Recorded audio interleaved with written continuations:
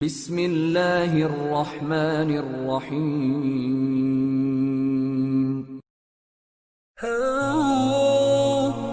حدیث نبوی صلی اللہ علیہ وآلہ وسلم۔ آپ صلی اللہ علیہ وآلہ وسلم نے فرمایا، جب جنتی جنت میں اور دوزخی دوزخ میں داخل ہو جائیں گے، اللہ پاک فرمائے گا، جس کے دل میں رائی کے دانے کے برابر ایمان ہو اس کو بھی دوزخ سے نکال لو۔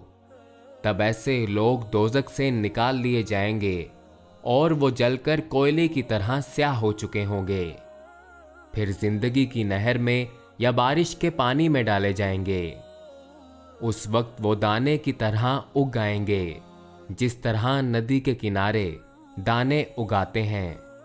کیا تم نے نہیں دیکھا کہ دانہ زردی مائل پیچ در پیچ نکلتا ہے؟ صحیح بخاری حدیث نمبر 22۔